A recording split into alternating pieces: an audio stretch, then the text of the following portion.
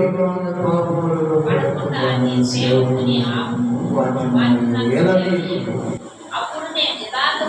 అప్పుడు నేను యథార్థవంతుడై అధిక ద్రోహం చేయకుండా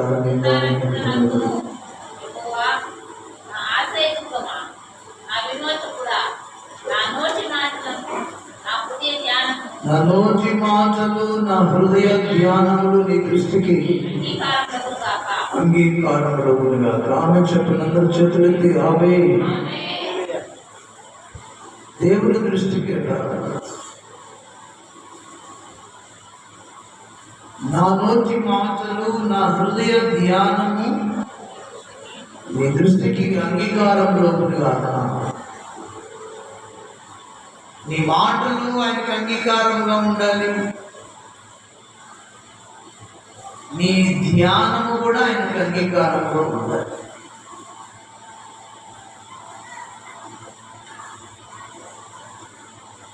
నీ మాటలు ఆయనకి ఇష్టంగా ఉండాలంట. అంగీకారం అంటే ఇష్టం. నీ ధ్యానము నీ భక్తి కూడా ఆయనకి ఇష్టంగా ఉండాలి, అంగీకారంగా. అలా ఉండాలంటే మనం ఎలా ఉండాలి? ఆయనకి ఇష్టలుగా ఉండాలంటే, ఆయనకు అంగీకారముగా ఉండాలంటే మనం ఎలా ఉండాలి? 10 మంది కన్యకుల్లో 5 నిర్లక్ష్యంగా ఉన్నారు, 5 సిద్ధపడ్డారు. కాబట్టి ఎవరిని ఇష్టపడ్డాడు? 5 కన్యకులు, సిద్ధపాటు లేని కన్యకులు, బుద్ధి లేని కన్యకులను ఇష్టపడ్డా, అంగీకరించాడా? బుద్ధి గల కన్యకులను అంగీకరించాడు. ఎవరిని అంగీకరించాడు? 5 బుద్ధి లేని వారంట, 5 బుద్ధి గలవారు.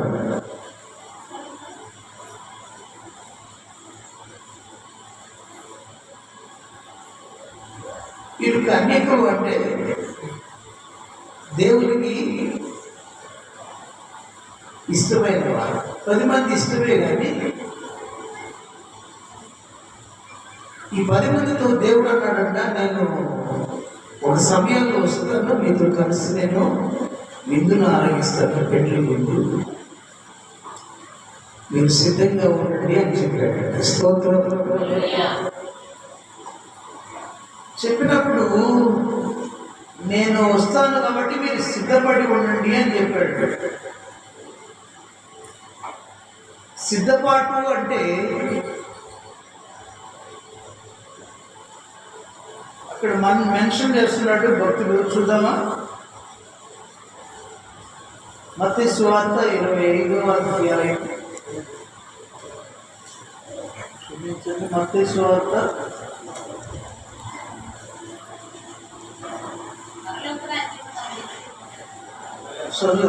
25వ అధ్యాయము 10 వరకు ఉంటుంది. ఆ మాటలు మనం కొన్ని ధ్యానించుకుందాం, అర్థమయ్యే రీతిగా చెప్తాను. గమనించండి. ఈ 10 మందితో నేను త్వరగా వస్తాను పెళ్లి విందులోనికి, మీరందరూ నాతో కలిసి అందరూ కలిసి భోజనం చేద్దాము, రెడీగా ఉండండి, సిద్ధపడండి. నేను ఏ సమయాన్ని వస్తానో తెలియదు కాబట్టి మెలుగుగా ఉండమని చెప్పాడు. అర్థమైందా? స్తోత్రం చెప్పండి. ఏం చెప్పాడు? ఏం చెప్పాడమ్మా?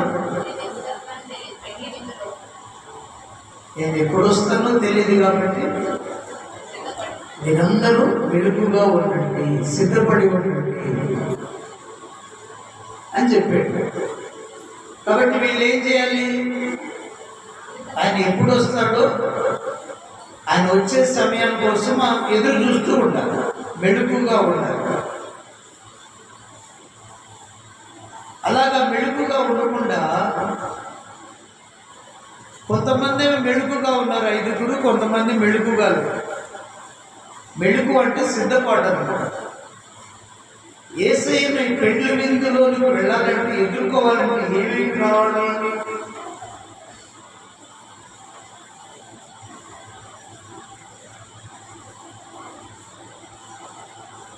చెప్పండి.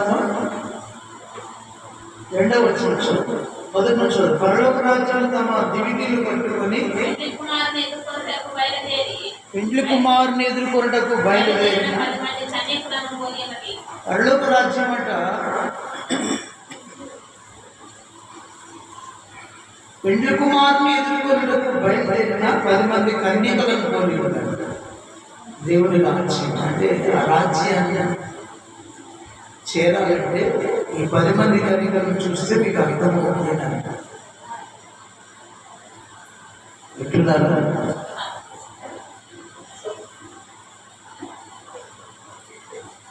బయలుదేరిన 10 మంది కన్యకలు పరలోక రాజ్యానికి వెళ్ళడానికి బయలుదేరిన 10 మంది కన్యకలను పోలి ఉన్నదన్నమాట. వీరిలో 5 బుద్ధి లేని వారు, 5 బుద్ధి గలవారు. కాబట్టి ప్రభువుని ఎదుర్కోవడానికి పెళ్లి విందుకు వెళ్ళాలంటే ఏం కావాలంటే బుద్ధి కావాలి. స్తోత్రం. ఏం కావాలంటే బుద్ధి లేకపోతే మీరు వస్తారు, వస్తారంటమ్మా. బుద్ధి ఏంటంటే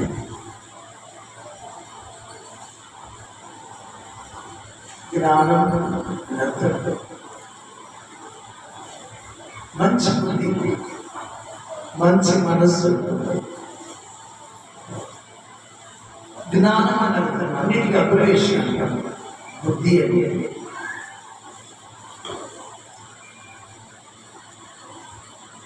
మంచి ప్రవర్తన చెప్పుకోవచ్చు.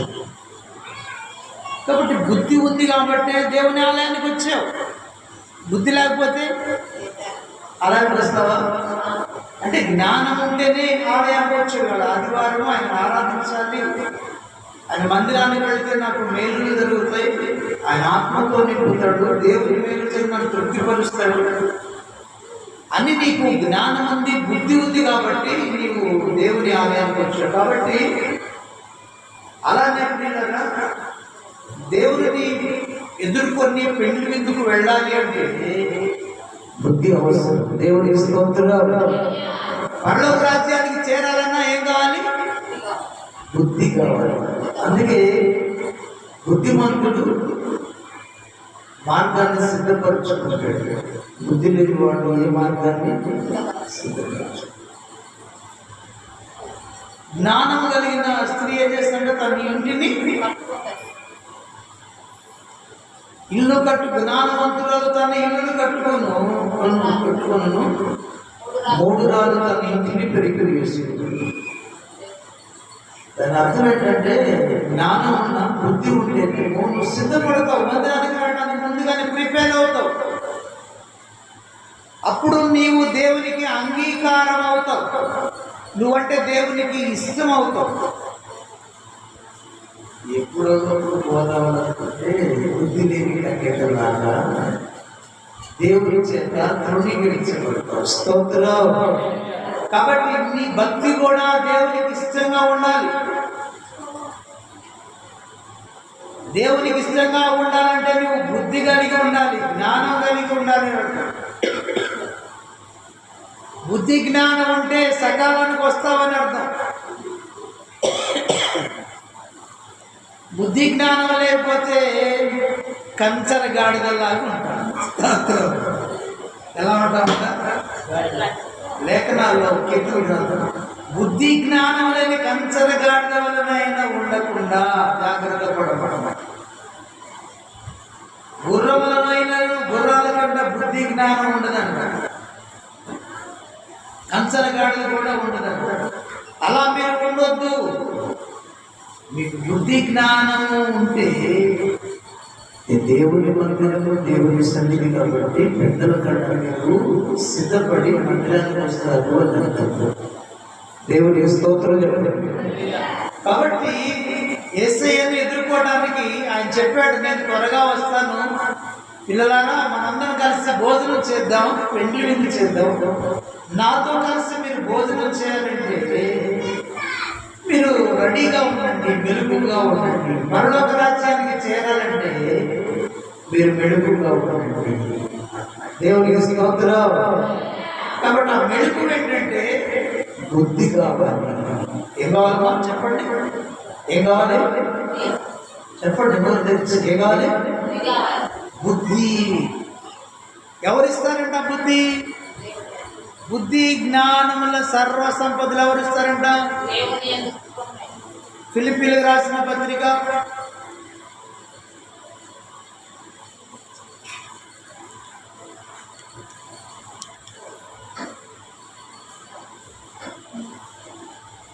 ఫిలిప్పీలకు రాసినటువంటి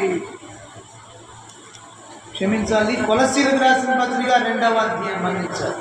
కొలసీలకు రాసిన పత్రిక 2వ అధ్యాయము 3వ వచనం.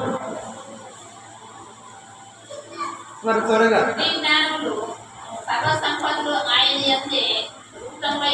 అందరు చెప్పండి, చెప్పాలి, చదువు గట్టిగా.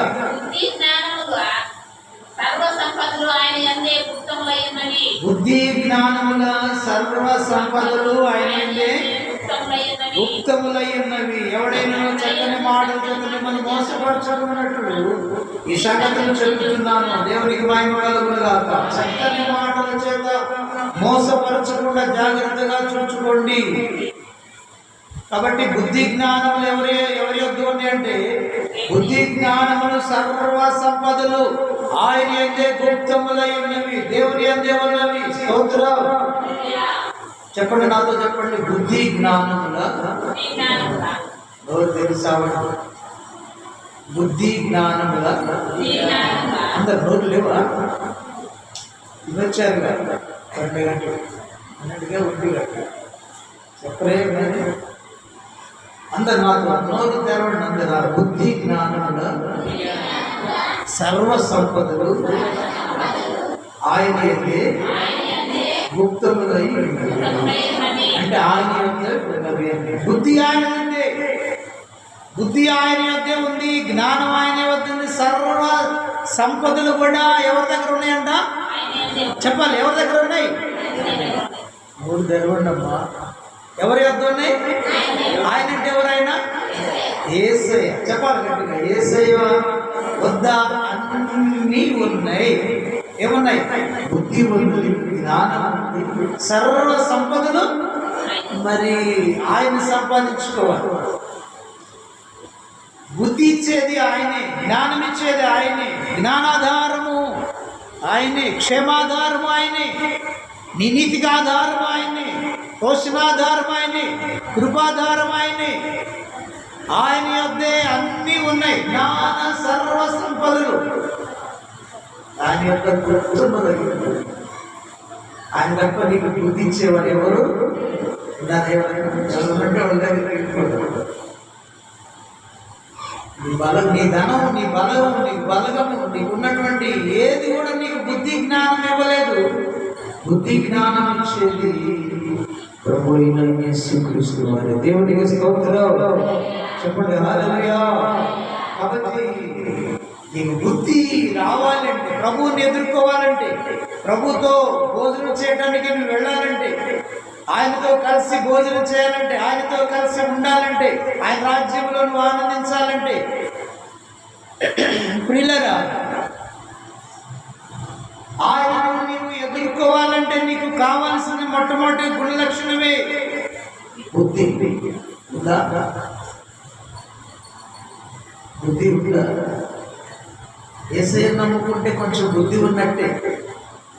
ఏంటంటే ఆ బుద్ధి ఏం చేస్తుందంటే, ఆ మంచి మనసు ఏం చేస్తుందంటే, ఆ బుద్ధి అంటే ఆ జ్ఞానం ఏం చేస్తుందంటే, ఇంకో పాపం చేయకూడదు ఇది తెలియజేస్తుంది. యేసయ్య పిల్లలు పాపం చేయరు, చేయకూడదు, అబద్ధం ఆడలేదు పిల్లలు. ఎవరంటున్నారా? మనం ఎవరు అంట? అబద్ధాలు ఆడనేరలేని పిల్లలు. మనల్ని ఆయన ఎన్నుకున్నారంట, ఏర్పరచుకున్నారంట. ఎలాగా? నా పిల్లలు అబద్ధం ఆడరు, సత్యము నేనే సత్యాన్ని, కాబట్టి నా పిల్లలు కూడా సత్యంగా ఉంటారు. కాబట్టి నా పిల్లలు అబద్ధం ఆడని పిల్లలు, అబద్ధం ఆడ జాలని వారు, వాళ్ళు అబద్ధం ఆడలేరు, వాళ్ళకి అబద్ధం నోటికి రాదు. వస్తుందా? యేసయ్య బిడ్డమైతే అబద్ధాలు, యేసయ్య పిల్లలైతే బుద్ధి ఉంటుంది.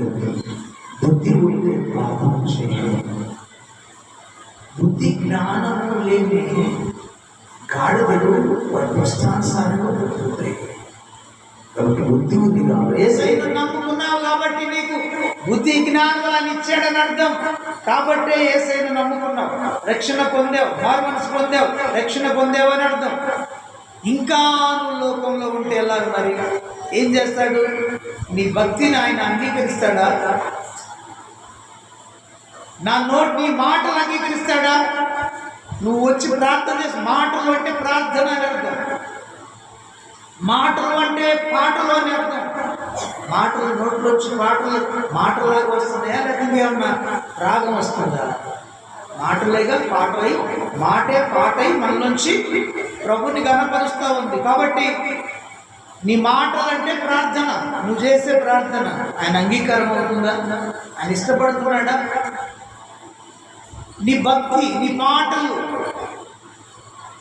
ఆయన భక్తిలో నువ్వు చేసే ప్రతిదీ కూడా,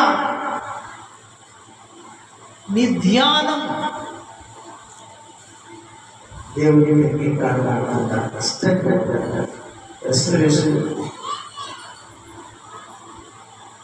కాబట్టి ప్రియులారా, ఈ రోజున మందిరానికి వస్తున్నావంటే ఆయన ఎదుర్కోవడానికి వచ్చావని అర్థం. స్తోత్రం చెప్పాలి.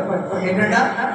మందిరానికి నువ్వు వచ్చావంటే ప్రభుని ఎదుర్కోవడానికి వచ్చావు, ప్రభువును చూడటానికి వచ్చావు, ప్రభుతో ఆనందించడానికి వచ్చావు, ప్రభుతో కలిసి భోజనం చేయడానికి వచ్చావు, ప్రభుతో కలిసి ఈ మూడు గంటలు ఆయనలో ఆనందించడానికి వచ్చావు.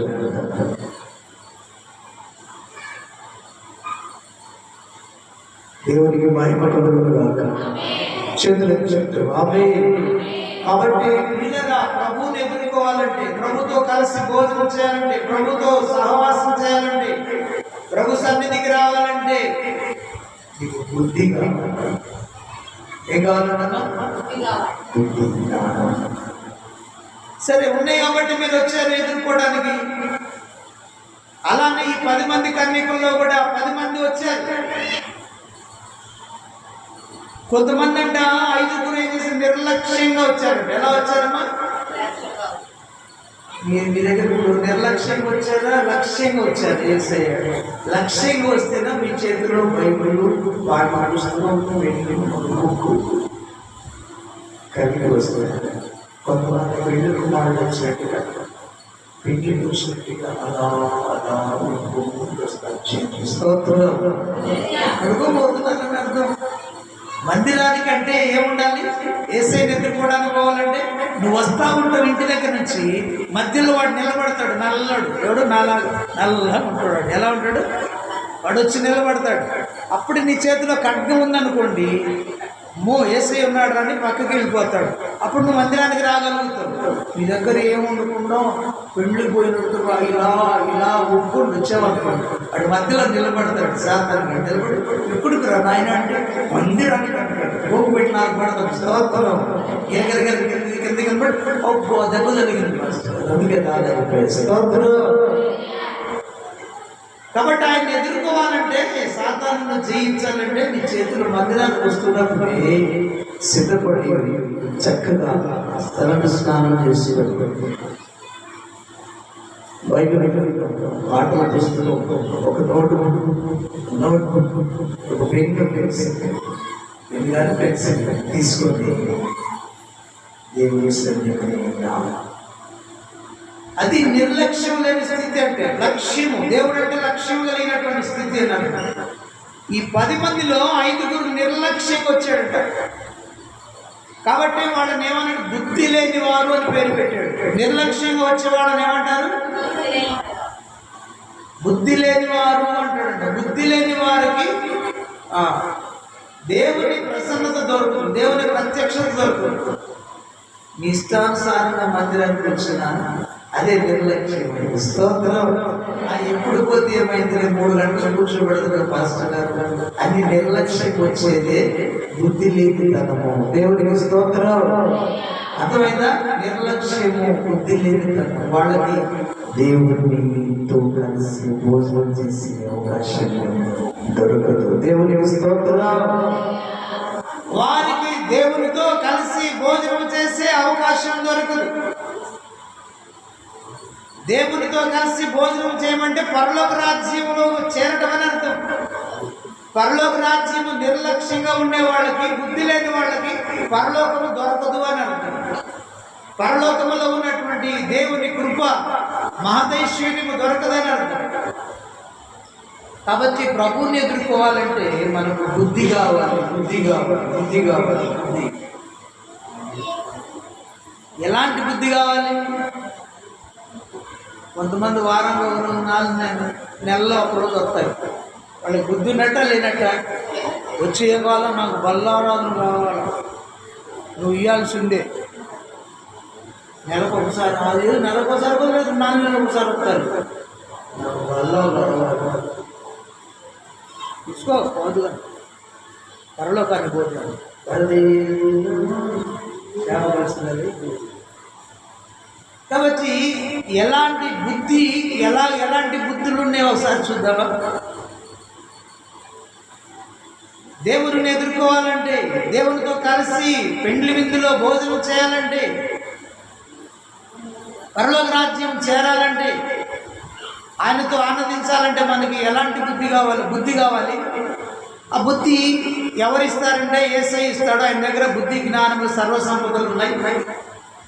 ఎలాంటి బుద్ధి కావాలో కొన్ని విషయాలు బుద్ధిలో 4 రకాల బుద్ధుల గురించి మాట్లాడు. బుద్ధి అనేటువంటి విషయం ఒకసారి మాట్లాడు. దేవుని స్తోత్రం చెప్పండి, చెప్పండి. హల్లెలూయా. పేతురు రాసిన పత్రిక 5వ అధ్యాయంలో వచ్చి మొదటి పేతురు బుద్ధిలో ఎలాంటి బుద్ధి ఉండాలి? మొదటి పేతురు 5వ అధ్యాయం 8వ వచనం.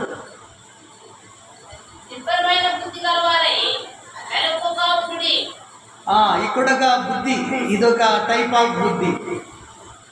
ఏంటి బుద్ధి అంటే? నిబ్బరమైన బుద్ధి అంటే. స్తోత్రం అన్న చెప్పండి, ఏ బుద్ధి అంటే ఇది? నిబ్బరమైన. చెప్పండి, ఏ బుద్ధి? నిబ్బరమైన బుద్ధి. నిబ్బరమైన బుద్ధి గలవారై మెళుకుగా ఉండుడి. నిబ్బరమైన బుద్ధి, నిబ్బరమైన బుద్ధి అంటున్నాడు. నిబ్బరము అంటే, నిబ్బరమైన బుద్ధి అంటే స్టెబిలిటీ లేదని అర్థం. ఈ బుద్ధికి స్థిరత్వం లేదని అర్థం, ధైర్యం లేదని అర్థం. నిబ్బరం లేదు, ధైర్యం లేదు, పిరికివారు. వీళ్ళకి పిరికితనం ఉంటుంది. కాబట్టి ఒకటి ఏంటంటే నిబ్బరమైన బుద్ధి, వీళ్ళకి ధైర్యం ఉండదు, పిరికివారు. రెండవ బుద్ధి ఒకసారి చూద్దాం. నేను వివరించడానికి చాలా టైం అయింది కాబట్టి అవి నీకు మెన్షన్ చూపిస్తాను, వాటి వచనాలు చూపిస్తాను. ఏమేమి? రెండవది గమనించాలి.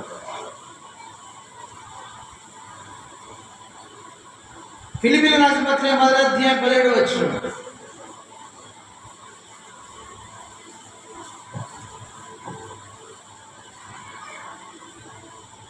అసూయ చేతను, అల్ప బుద్ధి చేతను, మరి కొందరు మంచి బుద్ధి చేతను క్రీస్తును ప్రశ్నిస్తున్నారు. ఇదేం బుద్ధి అంట? మంచి బుద్ధి. స్తోత్రం. ఒకటి నిబ్బరమైన బుద్ధి అంటే స్టెబిలిటీ కలిగిన బుద్ధి, స్థిరత్వం ఉంటుంది అన్నది. రెండవది మంచి బుద్ధి. అది ఏం బుద్ధి అమ్మా? బుద్ధి అంటే మీకు అర్థం కావాలని జ్ఞానము అని చెప్తున్నా. మంచి మనస్సు, మంచి జ్ఞానం, వాటి స్థిరమైనటువంటిది కావాలి. రెండవది ఎలాంటిదంట? మంచి బుద్ధి కావాలి. అంటే స్వస్థత. అక్కడనే 3వ బుద్ధి గురించి మాట్లాడుతూ అక్కడే ఫిలిప్పీయుల పత్రికలోనే 15వ వచనంలో కలహ బుద్ధి అంటే ఏం బుద్ధి అంట? ఏ బుద్ధి అంట? ఎప్పుడు కలహమైన. స్తోత్రం. వాళ్ళతో కలహం పెట్టుకోవాలి. కలహం అంటే తెలుసా? కలహం అంటే తెలుసా? అసలు కలహం గురించి మీకు తెలీదా? కలహాలు, కలహము అంటే తెలుసా? తెలియదు మీ అందరికీ. కలహ బుద్ధి అంటే ఎప్పుడు కొట్లాడే బుద్ధి. ఏం లేదనమాట, లేవంగా పక్కన వాళ్ళతో నువ్వన్న చావే ఆన్న చావే ఒకటే గొడవలు అనమాట. ఎప్పుడు తగాదలాడు నోటికి. మన ఎవరు అంటున్నారు అసలు ఎప్పుడు మా ఒక ఆమె గురించి మాట్లాడుతున్నారు. అసలు వీళ్ళు మాట్లాడరు, ఆయన మొత్తం ఎవరు మాట్లాడరు సార్ ఆమెతో? ఎందుకు మాట్లాడతారు? పొద్దున్న లేస్తే ఒకటే తగాదలు, ఒకటే తిడుతుంది అందరినీ. మగోళ్ళ కాడ నుంచి ఆడలు అందరినీ తిట్టేస్తుంది సార్. ఇంకెవరు మాట్లాడతారు ఆమెతో అని అంటున్నారు. నిజమా అని అడిగారు నేను. స్తోత్రం. నిజమే సార్, ఎవరు మాట్లాడరు ఆమెతో. ఈ బజార్లో అమ్మ బజార్లోనే మాట్లాడారు. ఎందువల్ల? ఎప్పుడు కలహ ఎవరితో కాదు ఆడదాన్ని దొరికితే చాలు. కుక్క మీద, పిల్లి మీద, నక్క మీద, కోడి మీద, పిచ్చుక మీద, ఏది దొరికితే దాని మీద తగాదు ఆడుతూనే ఉంటుందంట. స్తోత్రం. అంటే ఆమెకి ఏముందంట? కలహ బుద్ధి, ఎప్పుడు కొట్లాడే బుద్ధి, తగాదలాడే బుద్ధి ఉందంట. దేవునికి స్తోత్రం. రెండవది మరోసారి గమనిద్దాం. ఇప్పుడు ఎన్ని వచ్చాయేమో? రెండా? నాలుగవది స్థిర బుద్ధి కావాలి. 11:27 హెబ్రీయులకు రాసిన పత్రిక 11వ అధ్యాయం 27 వచ్చింది. 11:27 విశ్వాసమును బట్టి అతడు అదృష్టుడైన వారిని చూచినట్టు స్థిర బుద్ధి గలవాడై, విశ్వాసమును బట్టి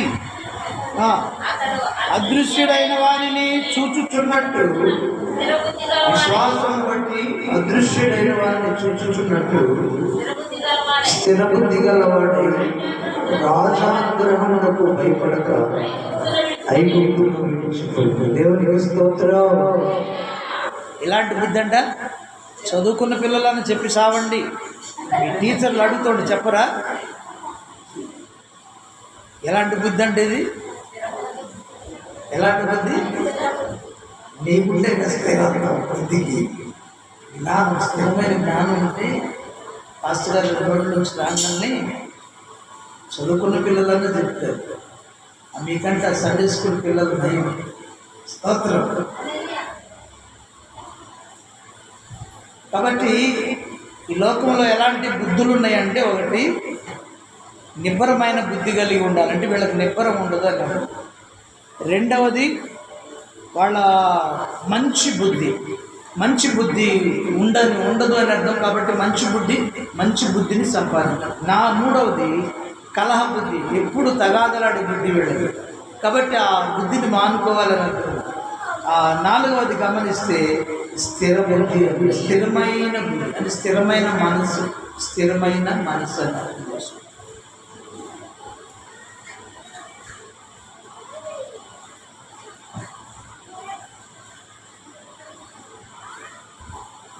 గమనించు, స్థిరత్వం లేదని అర్థం. నీకే స్థిరత్వం లేదు. సంఘంలో స్థిరత్వం ఒక సంఘం కాదు, ఇంట్లో స్థిరత్వం లేదు, సమాజంలో స్థిరత్వం లేదు, మందిరంలో స్థిరత్వం లేదు, దేవుని దగ్గర స్థిరత్వం బుద్ధి లేదు, స్థిరబుద్ధి లేదు. ఆరాధించాలని, ప్రార్థన వెళ్ళాలంటే, మందిరానికి వెళ్ళాలని స్థిరమైన బుద్ధి ఉంటే నువ్వు పెందలాడి సిద్ధపడి వస్తావు. కాబట్టి నీ బుద్ధిలో స్థిరత్వం లేదు, నీ మైండ్లో స్థిరత్వం లేదు, నీ మనసులో స్థిరత్వం లేదని అర్థం. నీ ప్రవర్తనలో స్థిరత్వం లేదు. సంఘంలో లేదు, ఇంట్లో లేదు, ఒంట్లో లేదు. కాబట్టి స్థిరమైన బుద్ధి కలిగి ఉండాలి. దేవుని స్తోత్రం చెప్పండి. 4 వచ్చాయా? 5వ చూద్దామా? యెషయా గ్రంథం 24:18. యెషయా గ్రంథం 24:18.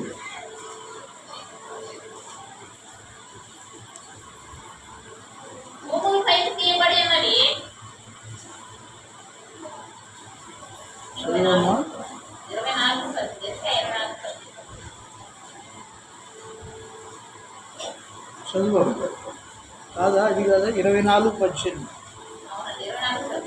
లేదా?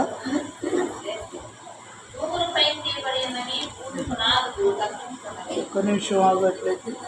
కీర్తన గ్రంథం 24 చూడు. ఇక్కడ లెటర్ ఏదో తేడా 24:18 ఒకళ్ళు ఉందని చూడు. ఇక్కడ కూడా ఉంది.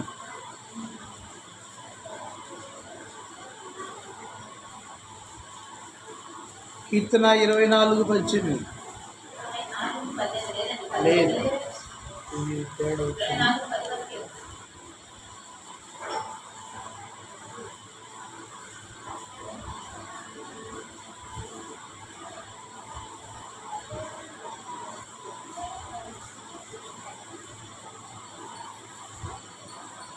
విషయ గ్రంథం అని రాశాను ఇక్కడ.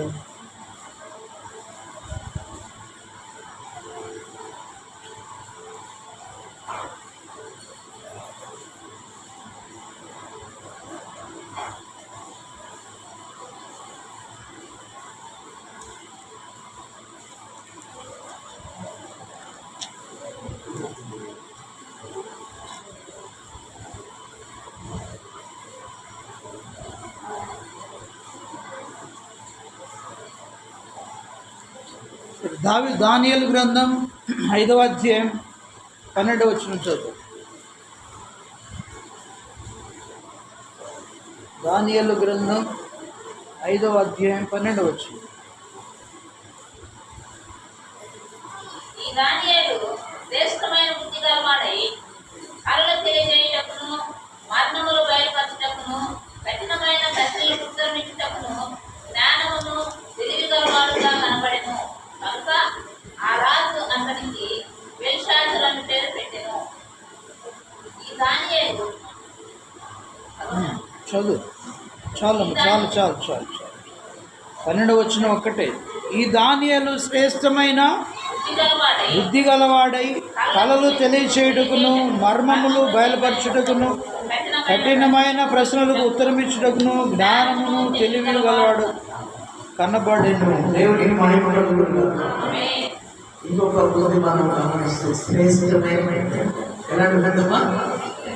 శ్రేష్టమైనది.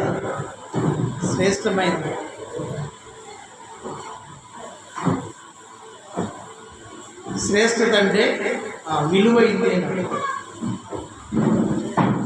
కాబట్టి అలాంటి నీకున్నటువంటి బుద్ధి ఎలాగా ఉండాలంటే శ్రేష్టమైనది, స్వచ్ఛమైనది, మంచి మనసు అన్నట్టు. దేవునికి స్తోత్రం చెప్పండి. హల్లెలూయా. విలువైంది, శ్రేష్టమైంది, గొప్పది అని అర్థం. అలాంటి మంచి బుద్ధి కలిగి ఉండాలి. దానియేలుకున్నటువంటి బుద్ధి ఎలాంటిదంట? శ్రేష్టమైన బుద్ధి. అంటే దాంట్లో శ్రేష్టత, కల్మషము లేని బుద్ధి అనమాట. దానియేలును చూస్తే అందరు ఇష్టపడ్డారు, కానీ ఎవరు కూడా దానియేలును తృణీకరించిన వారు ఎవరు లేరు. దేవునికి స్తోత్రం చెప్పండి. కారణం మంచి శ్రేష్టమైన బుద్ధి కలవాడు. శ్రేష్టత ఆయన ఉన్నటువంటి బుద్ధిలో, ఆయన మంచి ప్రవర్తనలో కానీ, మాటల్లో కానీ, చూపులో కానీ, ఆలోచనలో కానీ విలువ ఉంది, శ్రేష్టత ఉంది, స్వచ్ఛత ఉంది. స్తోత్రం. ఈ ఆలోచన కూడా స్వచ్ఛత, శ్రేష్టత, శ్రేష్టమైనది దేవుని వాక్యం, శ్రేష్టమైనది మన ప్రభు యేసు, శ్రేష్టమైన వాడు దేవుని వాక్యం. దేవునికి స్తోత్రం. అతి శ్రేష్ఠుడు అంటాడు. మన మాటలు రాస్తారు. ఏ రాజు ఏసై గురించి ఏమంటారు? అతి శ్రేష్ఠుడుగా అంటారు పాట. కాబట్టి అతి శ్రేష్ఠుడు అంటే విలువైన వాడు, స్వచ్ఛమైన వాడు, నిర్మలమైన వాడు. కాబట్టి శ్రేష్టమైన బుద్ధి దానియేలు బుద్ధి. అలాంటి బుద్ధి మనం కూడా కలిగి లోకంలో నడుచుకోవాలని పరిశుద్ధాత్మ దేవుడు ఈ రోజున తెలియజేస్తున్నాడు. ప్రియులారా, శ్రేష్టమైన బుద్ధి గలవాడు. ఉపకార బుద్ధి, అది నేను యెషయా గ్రంథం అని రాశాను, అది అర్థం కాలేదు. ఉపకార బుద్ధి ఎన్నోది? ఇది 5వదా 6వదా?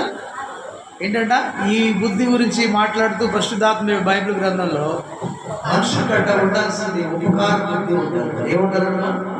ఉపకారము ధర్మము చేయ మరొకటి అంటాడు. ఉపకార బుద్ధి ఉండాలి. మనకున్న బుద్ధి ఎలాంటిదంటే అపకార బుద్ధి. ఏంటమ్మా మనకున్న బుద్ధి ఎలాంటిదంట? ఉపకారం చేసే బుద్ధి లేదు. అందరికీ అపకారం చేసే బుద్ధి ఉందని అర్థం ప్రియులుగా. దేవునికి స్తోత్రం చెప్పండి. కాబట్టి ఉపకారం చేయటం మరవద్దంటాడు ప్రియులు. ఒకసారి గమనించండి. హెబ్రీయుల పత్రిక 13వ అధ్యాయం 16వ వచనం. దేవునికి ఇష్టమైనది ఏంటంటే ఉపకారం, మేలు చేయాలి. చేతనైన మేలే చేయాలి, కానీ కీడు ఎవరికి కీడు చేయకూడదని అర్థం. మేలు చేయటం నేర్చుకోవాలి, మేలు చేయడానికి విసుగక ఉండాలి. కీడు చేయకూడదని అర్థం. ఉపకారం చేయాలి కానీ అపకారం చేయకూడదు. ఉపకారం చేయకపోయినా అపకారం మాత్రం చేయమాక. స్తోత్రం చెప్పండి. ఉపకారం చేయలేకపోయినా అపకారం చేయలేదు. దేవునికి స్తోత్రం చెప్పండి. హల్లెలూయా. ఉపకారం చేయలేకపోయినా అపకారం చేయవద్దు అని మాట్లాడుతున్నాడు. కాబట్టి ఉపకారం చేయట దేవునికి ఇష్టమైన పని. ఉపకారమును ధర్మము చేయ మరొకటి అతి ఆగములు దేవునికి ఇష్టమైనవి. ఇలా చేసినప్పుడు నీవు కూడా దేవుని దృష్టికి అంగీకరించబడతావు. నీ మాటలు అంగీకరించబడు, నీ ప్రార్థన అంగీకరించబడు, నీ ధ్యానము, నీ భక్తి, నీవు చేసే స్తుతి, ఆరాధన దేవునికి స్తోత్రం. కాబట్టి నీ బుద్ధి ఉపకారం వేసే బుద్ధి, అపకారం వేసే బుద్ధి.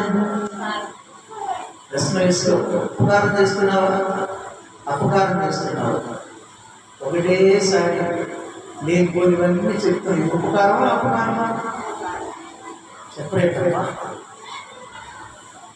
అన్ని సాడీలే, ఒకరి మీద ఒకళ్ళు సాడి. ఆ మాట ఈ మాట ఆ మాట ఏమన్నా వాళ్ళు అంటే నీకెందుకు?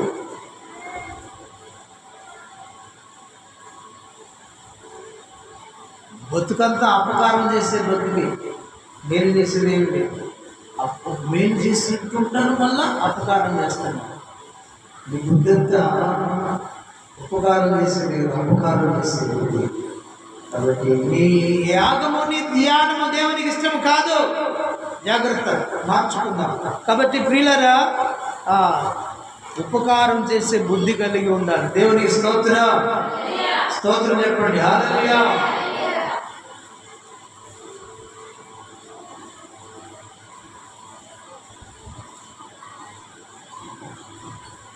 ఇంకొక బుద్ధి ఉన్నది.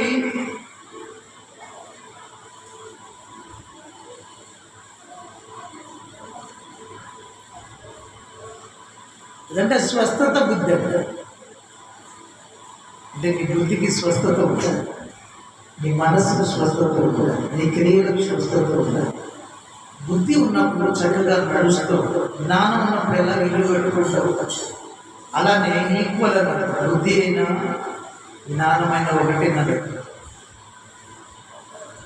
నీకు స్వస్థత కావాలి. దేనికి స్వస్థత కావాలి? శరీరానికి స్వస్థత కోసం నువ్వు ఎంతో ఆతృత పడతావు. శరీరంతో నువ్వు అన్ని పనులు చేయగలిగ. శరీరానికి స్వస్థత ఎంత అవసరమో నీ ఆత్మ కూడా స్వస్థత అంటే, ఆత్మ కూడా నీ మనసు కూడా స్వస్థత కావాలి. నీ బుద్ధికి కూడా స్వస్థత. మంచి బుద్ధి కలిగిన అంటారు. కాబట్టి స్వస్థత బుద్ధి కలిగి ఉండాలి. స్వస్థత బుద్ధి కలిగి ఉండాలి. దేవునికి స్తోత్రం చెప్పండి. చెప్పండి గట్టిగా. హల్లెలూయా. యెషయా గ్రంథం 50వ అధ్యాయం 4-5 వచనాలు. యెషయా గ్రంథం 50వ అధ్యాయం 4-5 వచనాలు. ముగిస్తున్నా, నేనే ఉంచండి. నాకు కూడా ఏదో నేను కూడా అందుకే కొంచెం లైట్గా చెప్పుకుంటూ వెళ్తున్నాను, డెప్త్గా వెళ్ళకుండా. నాకు మర్మాలు తెలియదు. మీ అందరికి మర్మాలు వాక్యమే వస్తుంది. దేవునికి స్తోత్రం. చెప్పండి చెప్పండి చెప్పండి, చదవండి. యెషయా గ్రంథం 50వ అధ్యాయం అలసిన వారిని మాటల చేత 4-5 వచనాలు. అలసిన వారిని మాటల చేత ఊరడించు జ్ఞానము నాకు కలుగునట్లు, అలసిన వారిని ఊరడించు జ్ఞానమును నాకు కలుగునట్లుగా శిష్యునికి తగిన నోరు యెహోవా నాకు దయచేసి ఉన్నాడు. శిష్యులు విన్నట్లుగా నేను వినుటకు ఆయన ప్రతిదినము నాకు వినబుద్ధి పుట్టిస్తున్నాడు. స్తోత్రం. నాతో చెప్పండి, నాతో చెప్పండి. ప్రతి దినం ప్రతి ఉదయమున ఉదయం అమ్మా ఇక్కడ లేదు అంటే మైక్ ఇంత గట్టిగా వస్తున్నా మీరు ఇక్కడ మీరు ఎక్కడున్నారు, ఎక్కడున్నారు? స్తోత్రం. చెప్పండి చెప్పండి. హల్లెలూయా. నాతో చెప్పండి అమ్మా. తల్లులారా నోరు తెరవండి, పిల్లలారా నోరు తెరవండి. ఆయన ప్రతి దినము ఆయన ప్రతి ఉదయమున నాకు వినుబుద్ధి పుట్టించుచున్నాడు. ప్రభు యెహోవా నా చెవికి వినుబుద్ధి పుట్టింపగా నేను ఆయన మీద తిరుగుబాటు చేయలేదు, వినకుండా నేను తొలగిపోలేదు. దేవునికి స్తోత్రం. కాబట్టి వినుబుద్ధి కూడా దేవుడు ఇవ్వాల్సిందే. ప్రతి ఉదయాన నాకు ఆయన నాతో మాట్లాడు శిష్యులు వినున్నట్లుగా నేను వినుటగా ఆయన ప్రతి ఉదయమున నాకు వినుబుద్ధి పుట్టించుచున్నాడు. ప్రభువు యెహోవా నా చెవికి వినుబుద్ధి పుట్టింపగా నేను ఆయన మీద తిరుగుబాటు చేయలేదు, వినకుండా నేను తొలగిపోలేదు. కాబట్టి వినే బుద్ధి నీకుందా? వినే బుద్ధి వినకపోతే నువ్వు నేర్చుకోలే వాక్యాన్ని. ఇప్పుడు నేను ఎన్ని మాటలు చెప్పాను చెప్పండి. నేను మీకు అర్థమయ్యేది చెప్పాలని ప్రయత్నం చేస్తున్నా. మరి మీకు అర్థమవుతుందో లేదో నాకు అర్థం కావట్లేదు. దేవునికి మహిమ కలుగును గాక. ఎన్ని మాటలు నేను చెప్పాను బుద్ధి గురించి. ఒక్కొక్కటి చెప్పండి. చదువుకున్న పిల్లలు ఒప్పుకుంటే రాసుకుంటారు. అలా రాసుకుంటే దేవుడి మనల్ని తర్వాత వాడుకుంటారు. అది నాకు అలవాటు కాబట్టి నేను మందిరానికి వెళ్తున్నప్పుడు ఒక నోట్బుక్ పెన్ను కీర్తన పుస్తకం బైబిల్ తీసుకెళ్తాను. సేవకులు చెప్పిన మాటలన్నీ ఆ బుక్లో రాసుకుంటాను. కాబట్టి నేను ఈ స్టేజ్లో నిలబడతాను. మీకు ఆ బుద్ధి రాసుకునే బుద్ధి లేదు, వినే బుద్ధి లేదు, స్వస్థత బుద్ధి లేదు, శ్రేష్టమైన బుద్ధి లేదు, మంచి బుద్ధి లేదు. స్తోత్రం. మీకున్నదంతా ఒకటే బుద్ధి.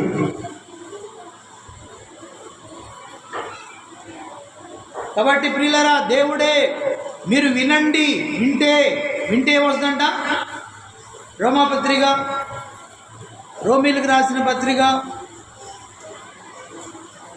వినుట వలన విశ్వాసము, వినుట క్రీస్తును గుర్చిన మాట వలన కలుగును. వినుట వలన 10వ అధ్యాయము 17వ వచనం. రోమాపత్రిక 10వ అధ్యాయం 17వ వచనం. త్వరగా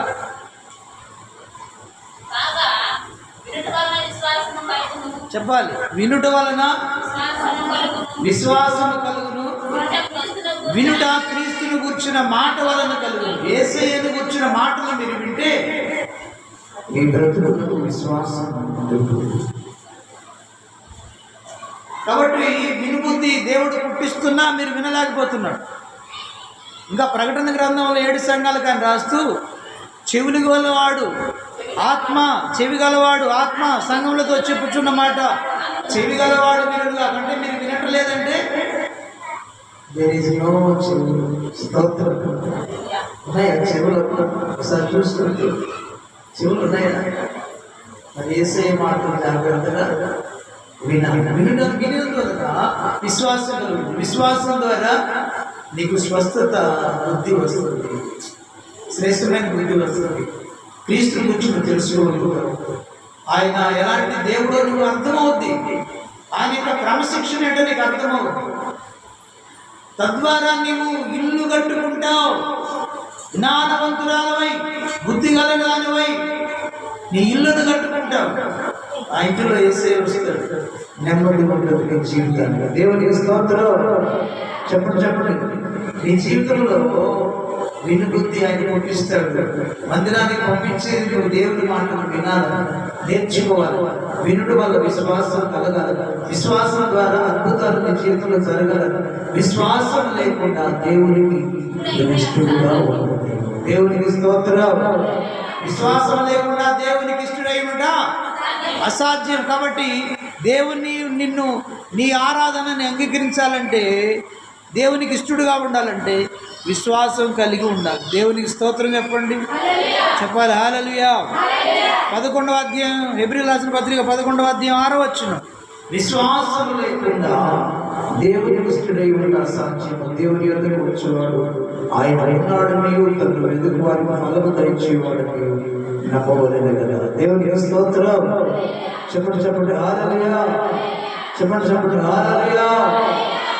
విశ్వాసం లేకపోతే నీవు దేవునికి ఇష్టడుగా ఉండలేవు. దేవునికి ఇష్టడుగా ఉండలేకపోతే సాతానికి ఇష్టడైపోతావు. నువ్వు దేవునికి ఇష్టడుగా ఉండాలంటే విశ్వాసం కలిగి ఉండాలి.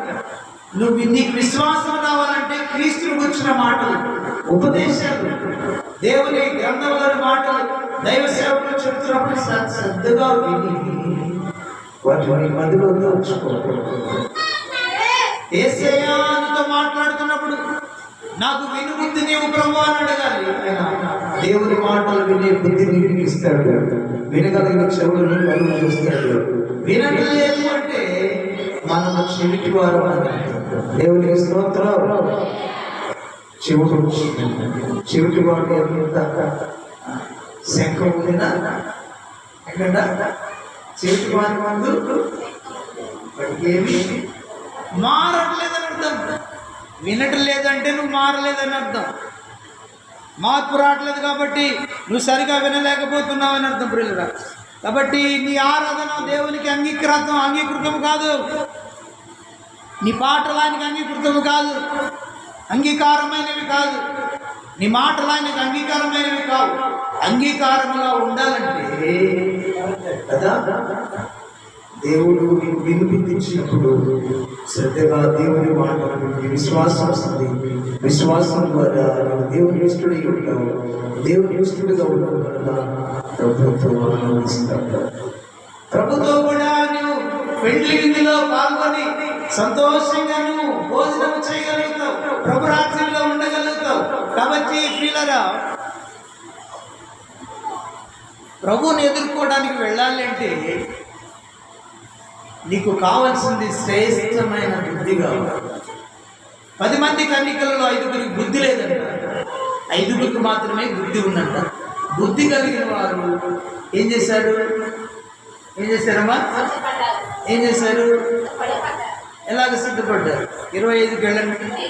నేను ముగిస్తున్నాను. 25కి వెళ్ళండి. మత్తయి సువార్త 25వ అధ్యాయం.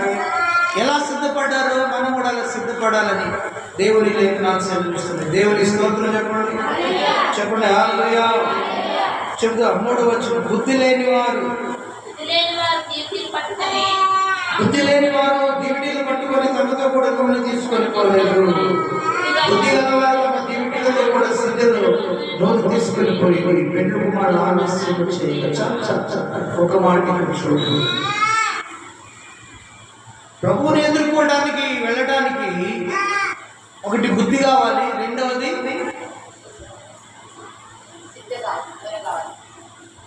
సిద్ధలో నూనె తీసుకెళ్ళాలి. నూనె ఉంటేనే దీపం వెలుగు. వాళ్ళు దివిటీలు పట్టుకొని వెళ్ళారు. దివిటీలు అంటే వెలుగుతున్నటువంటి దీపాలు అని అర్థం. దీపాలు వెలగాలి అంటే నూనె కావాలి. మొదట ఏం చేశారంటే వాళ్ళు దివిటీలను చక్కపరుచుకున్నారంట. దేవునికి స్తోత్రం. ఏం చేశారంట? దివిటి అంటే మీకు అర్థమైందా? దీపం అనుకోండి. అప్పటి కాలంలో దివిటీలు అనేవాళ్ళు. గుడ్డతో చుట్టి ఆ పైన నూనె పోసి ఒత్తిలాగా ఉంచి దాన్ని వెలిగించేవారు. దాన్నే వెలిగించేవారు. నూనె పోస్తే వెలుగుతూ ఉండేది. పాతకాలంలో, చాలా పురాతన కాలంలో దివిటీలను చేసుకునేవాడు. మీకు అనుభవం ఉందో లేదు. గుడ్డతో బాగా గుడ్డలు చుట్టి దివిటీని ఇంత పొడవు దివిటీని చేసి దాని నూనెతో పైన తడిపితే దాన్ని ముట్టిస్తే ఆ దివిటి వెలుగుతూ ఉంటుంది, పెద్దగా వెలుగు వస్తూ ఉంటుంది. కాబట్టి మొదట ఏం చేశారంటే వాళ్ళు దివిటీలు పట్టుకొని వచ్చారంట. దివిటీలు పట్టుకొని వచ్చి ఆ దివిటీని బాగు చేసుకున్నారంట. మొదట ఏం చేశారమ్మా? దివిటీని చక్కపరుచుకున్నారు, బాగు చేసుకున్నారు, వెలిగించుకున్నారు, నూనె పోసి వెలిగించుకున్నారు. ఇంకా సిద్ధ తెచ్చుకున్నారు. అంటే సిద్ధలో నూనె పోసేటువంటి ఒక బాటిల్ అనుకున్నారు. ఆ బాటిల్లో నూనె తీసుకొని వెళ్ళారు. ఒకవేళ ఈ దివిటి ఆరిపోద్దేమో, ఆరిపోయినప్పుడు దానిలో నూనె మళ్ళా పోస్తే మరలా వెలిగించవచ్చు అని వాళ్ళతో పాటు సిద్ధలో నూనె కూడా తీసుకుని వెళ్ళారు. అలాగ సిద్ధపడ్డారు.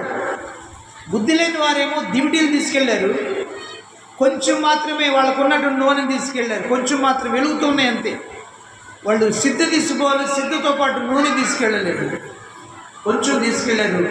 పెళ్లి కుమారుడు ఆలస్యం చేసేసరికి ఆ నూనె లేక దీపాలు ఆరిపోతావు.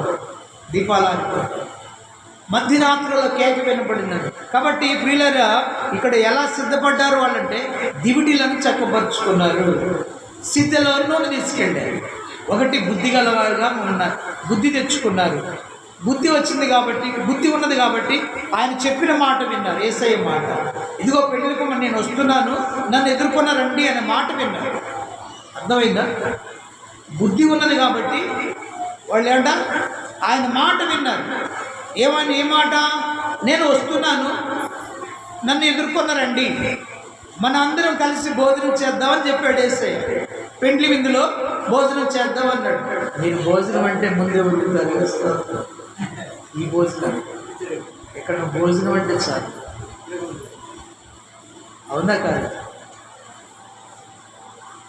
10 మంది కన్యకలతో అన్నాడు, నేను వస్తున్నాను, నన్ను ఎదుర్కొనరండి, మనందరం కలిసి భోజనం చేద్దామన్నాడు, విందులో పాల్గొందామన్నాడు. కాబట్టి యేసయ్య మాట విన్నాడు. యేసయ్య వస్తున్నాడు కాబట్టి ఆయన ఎదుర్కోవాలి అని వాళ్ళు బుద్ధి ఉంది కాబట్టి తెలుసుకున్నారు. ఆయన మాట విని ఆయన మాట ప్రకారం నడుచుకున్నారు అందరం.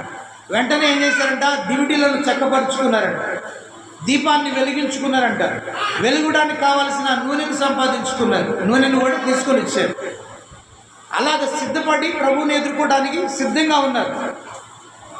బుద్ధి లేని వారు దివిటీలు ఉన్నాయి, కొంచెం నూనె మాత్రమే ఉంది, వాళ్ళు సిద్ధలో నూనె తీసుకెళ్ళలేదు. కాబట్టి ప్రియులారా, ఆలస్యమయ్యాలకే వాళ్ళకున్న కొంచెం నూనె ఆ దివిటీలో పోస్తే అది వెలుగుతూ ఆయన వచ్చే టైంకి ఆరిపోయే పరిస్థితికి వచ్చింది. బుద్ధి లేని వాళ్ళకి, బుద్ధి గల వాళ్ళకు కూడా అలా లేట్ అయింది కాబట్టి ఆరిపోతూ ఉంటే వాళ్ళ దగ్గర తెచ్చుకున్నాడు సిద్ధలో నూనె మరలా దాంట్లో పోసి మరలా వెలిగించుకుని ఉన్నారు. ఈలోపు దేవుని యేసయ్య కేక వినపడుతుంది. పెళ్లి కుమారుడు మధ్యరాత్రిలో పెళ్లి కుమారుడు ఈయనను ఎదుర్కొన్నారండి అని కేక వినపడుతుంది.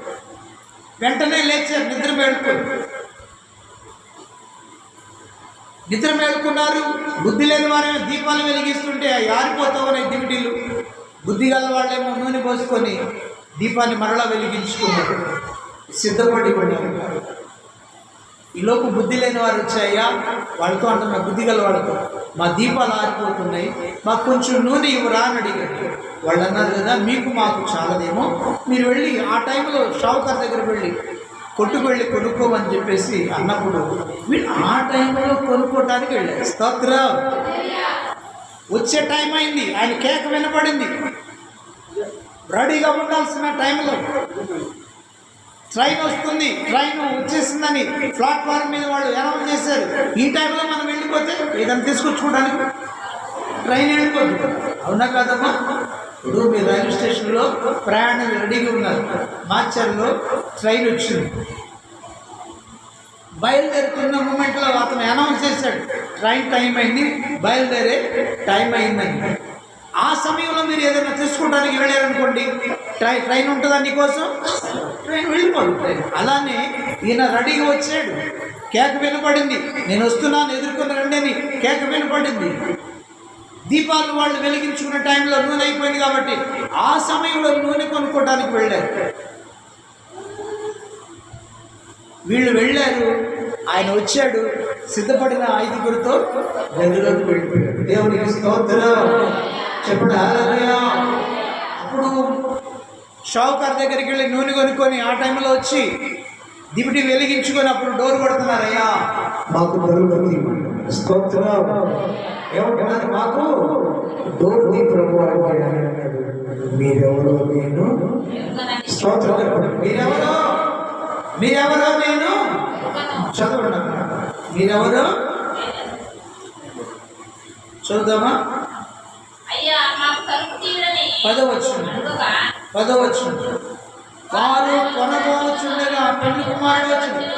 కొనబోచుండగా పెళ్లి కుమారుడు వచ్చును. అప్పుడు సిద్ధపడి ఉన్నవారు సిద్ధపడి ఉన్నవారు ఆయనతో కూడా పెళ్లి విందునకు లోపలికి పోయింది. అతడు తలుపు వేయబడింది. ఆ తర్వాత తగ్గిన కన్యకలు వచ్చాయా, మాకు తలుపు తీయమని అడుగుడు. అతడు ఎరుగనని మీతో నిశ్చయముగా చెప్పుచున్నాను. ఆ దినమైన దేవుని స్తోత్రం. చెప్పండి చెప్పండి హల్లెలూయా. సిద్ధపాటుగా ఉన్నటువంటి ఆ కన్యకలతోనే గదిలోకి వెళ్ళిపోయాడు. తలుపులు వేయబడి ఆ తర్వాత వీళ్ళు నూనె కొనుక్కొని వచ్చి వెలిగించుకొని వచ్చి అప్పుడు డోర్ కొడుతున్నారు. మీరెవరో నేను ఎరగనన్నారు. స్తోత్రం చెప్పండి. ఎందుకు? కేవలం వారి యొక్క నిర్లక్ష్యాన్ని పెట్టారు. సిద్ధపాటు లేనితనాన్ని బట్టి సిద్ధపడలేదు కాబట్టి. సిద్ధపడలేదు దానికి కారణం ఏంటంటే వాళ్ళకి బుద్ధి లేదు. ఏం లేదన్నా?